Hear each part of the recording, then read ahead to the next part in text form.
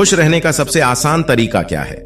हमें लगता है कि खुश रहने के लिए कुछ खास तरह के हालात होने चाहिए, तभी हम खुश रह सकते हैं। जब आप बुनियादी रूप से खुश होते हैं, तब आपको खुश रहने के लिए कुछ करना नहीं पड़ता है, परंतु आपके जीवन के हर आयाम में बदलाव आ जाएगा। आपके अनुभवों में और खुद को व्यक्त करने के तरीकों में बदलाव आ जाएगा। आपको पूरी दुनिया बदली हुई लगेगी। आपका अब कोई निहित स्वार्थ नहीं होगा, क्योंकि चाहे आप कुछ करें या ना करें, चाहे आपको कुछ मिले या ना मिले, चाहे कुछ हो या ना हो, आप स्वभाव से ही आनंदित होंगे। जब आप अपने स्वभाव से ही खुश होते हैं, तो आप जो भी करेंगे वह बिल्कुल अलग स्तर पर होगा। इस वीडियो में हम खुश रहने के 10 महत्वपूर्ण तरीकों के बारे में जिक्र करेंगे, जिनकी मदद से हम जीवन में परम आनंद पा सकते हैं। पहला तरीका, ध्यान रखें कि खुश रहना आपकी बुनियादी जिम्मेदारी है। किसी इंसान की पहली और सबसे महत्वपूर्ण जिम्मेदारी एक खुश मिजाज प्राणी होने की है। खुश रहना जीवन का चरम पहलू नहीं है, यह जीवन का बुनियादी पहलू है। अगर आप खुश नहीं हैं, तो आप अपने जीवन में क्या कर सकते हैं? एक बार आप खुश रहेंगे, तभी दूसरी महान संभावनाएं खुलेंगी। चाहे आप जो भी करें, आप अपने अंदरूनी गुणों को ही विस्तार दें और जगाते हैं। चाहे आप इस बात को पसंद करें या ना करें, हकीकत यही है, जब तक कि कोई महत्वपूर्ण चीज आपके भीतर घटित नहीं होती, आप दुनिया के लिए कुछ बहुत महत्वपूर्ण नहीं कर सकते हो। इसलिए अगर आप दुनिया के बारे में चिंतित हैं, तो पहली चीज आपको यह करनी चाहिए कि खुद को एक खुश मिजाज प्राणी में रूपांतरित करें। दूसरा तरीका, पहचानने की खुशी आपकी मूल प्रकृति है।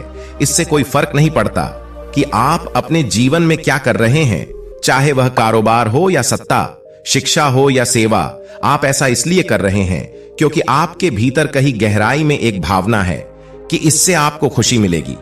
इस धरती पर हम जो कुछ भी करते हैं, वह खुश रहने की इच्छा से करते हैं, क्योंकि यह हमारी मूल प्रकृति है। जब आप बच्चे थे, तो आप यूं ही खुश थे। वही आपकी प्रकृति है। खुशी का स्रोत आपके भीतर है। आप उसे हमेशा के लिए एक जीवंत अनुभव बना सकते हैं। तीसरा तरीका, चीजों का महत्व पहचाने। आज सुबह क्या आपने देखा कि सूर्य बहुत अद्भुत तरीके से उगा, फूल खिले, कोई सितारा नीचे नहीं गिरा, तारामंडल बहुत अच्छी तरह काम कर रहे हैं, सब कुछ व्यवस्थित है। आज समूचा ब्रह्मांड बहुत बढ़िया तरीके से काम कर रहा है। मगर आपके दिमाग में आया किसी विचार का एक कीड़ा आपको यह मानने पर मजबूर कर देता है कि आज बुरा दिन है। कष्ट मुख्य रूप से इसलिए होता है क्योंकि ज्यादातर इंसान इस जीवन के प्रति सही नजरिया को खो बैठे हैं। उनकी मनोवैज्ञानिक प्रक्रिया अस्तित्व की प्रक्रिया से कहीं बड़ी हो गई है, या सीधे सीधे कहे तो आपने अपनी रचना को सृष्टा की सृष्टि से कहीं अधिक महत्वपूर्ण बना दिया है। यह सारी पीड़ा का बुनियादी स्रोत है। हम इस बात की पूरी समझ खो बैठे हैं कि यहां जीवित रहने के क्या मायने हैं। आपके दिमाग में आया कोई विचार या आपके मन की कोई भावना फिलहाल आपके अनुभव की प्रकृति को तय करती है, और यह भी हो सकता है कि आपके विचार और भावना का आपके जीवन की सीमित हकीकत से कोई लेना देना ना हो।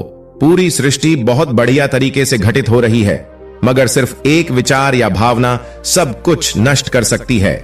चौथा तरीका, मन या दिमाग को उसके असली रूप में देखें। जिसे आप मेरा मन कहते हैं, वह असल में आपका नहीं है। आपका अपना कोई मन नहीं है। कृपया इस पर ध्यान दें। जिसे आप मेरा मन कहते हैं, वह बस समाज का कूड़ेदान है। कोई भी और हर कोई जो आपके पास से गुजरता है, वह आपके दिमाग में कुछ न कुछ डाल जाता है। आप सच यह चुन नहीं सकते कि किससे आपको चीजें ग्रहण करनी है और किससे नहीं करनी। अगर आप कहते हैं कि मुझे यह व्यक्ति पसंद नहीं है, तो आप किसी और से ज्यादा उस इंसान से ग्रहण करेंगे। आपके पास कोई चारा नहीं है। अगर आपको इस बात की जानकारी हो कि उसे ठीक करके कैसे इस्तेमाल करना है, तो यह कूड़ेदान उपयोगी हो सकता है।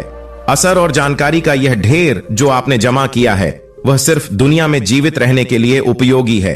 आप कौन हैं, इससे उसका कोई संबंध नहीं है। पांचवा तरीका, मन से अपने बुनियादी अस्तित्व की ओर बढ़े। जब हम किसी आध्यात्मिक प्रक्रिया की बात करते हैं, तो हम मन से अपने बुनियादी अस्तित्व की ओर जाने की बात करते हैं। जीवन का संबंध इस सृष्टि से है। जो यहां मौजूद है, उसे पूरी तरह जानना और असली रूप में उसका अनुभव करना। अपने मन मुताबिक उसे विकृत न करना ही जीवन है।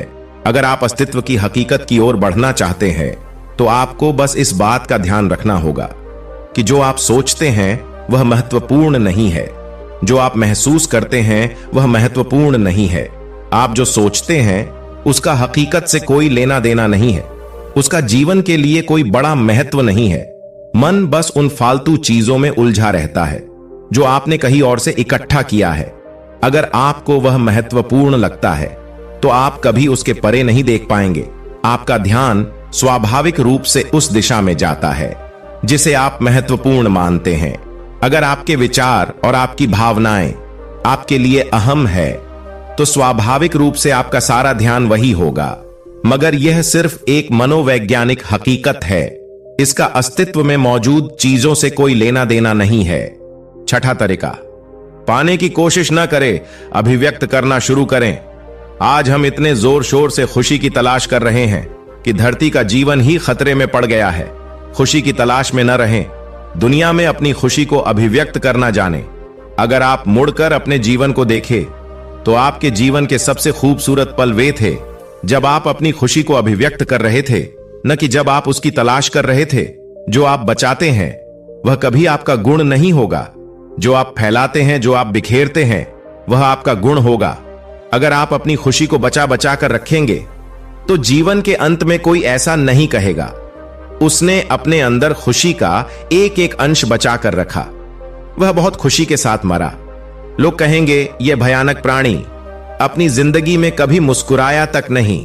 लेकिन अगर आप हर दिन अपनी खुशी और प्यार को फैलाएंगे तो लोग कहेंगे अरे वह एक खुश मिजाज और प्यार करने वाला इंसान था। सातवां तरीका, ज्यादा से ज्यादा मुस्कुराइए। सुबह जब आप उठते हैं तो पहली चीज आपको यह करनी चाहिए कि आप मुस्कुराए।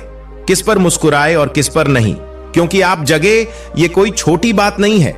लाखों लोग जो कल रात सोए थे वे आज नहीं उठे, मगर आप और मैं उठे। क्या यह बहुत बढ़िया बात नहीं कि आप जगे? इसलिए अपने जगने पर मुस्कुराइए। इसके बाद आसपास देखिए और अगर कोई है तो उन्हें देखकर मुस्कुराइए। बहुत सारे लोगों के साथ ऐसा हुआ कि उनका कोई प्रियजन आज सुबह नहीं जगा। आपको जो भी लोग प्यारे हैं वे जगे।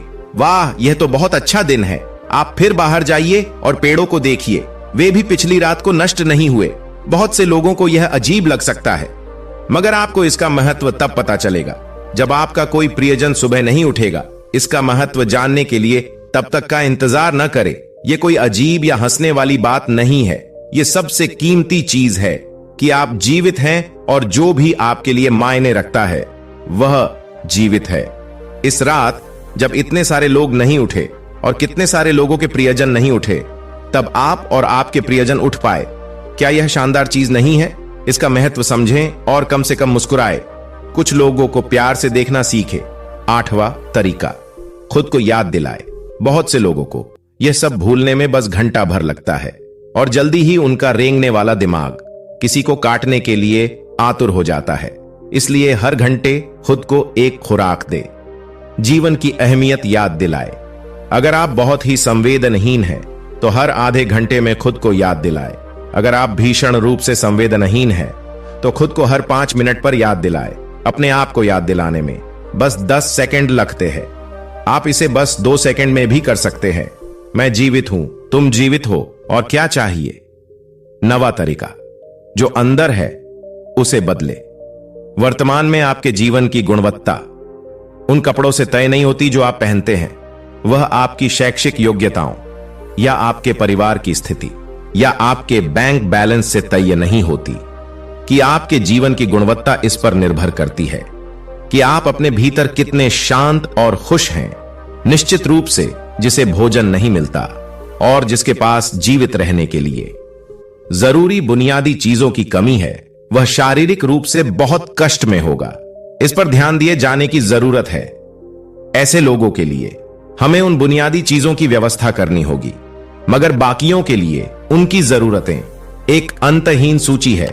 आपको लगता है कि कार चला रहा आदमी सड़क पर पैदल चल रहे आदमी से ज्यादा खुश है, अर्थात आपके पास क्या है उससे यह तय नहीं होता कि यह इस पर निर्भर करता है कि वे उस समय कैसा महसूस कर रहे हैं जैसे आप रहना चाहते हैं। अगर आप अपने अंदर उस तरह होते हैं जिस रूप में आप खुद को रखना चाहते हैं तो आप कुदरती तौर पर खुश होंगे। ये कोई ऐसी चीज नहीं है जिसे आपको खोजना पड़े। अगर आप अपनी मूल प्रकृति में वापस चले जाते हैं तो आप सिर्फ खुश ही रहेंगे। धन्यवाद।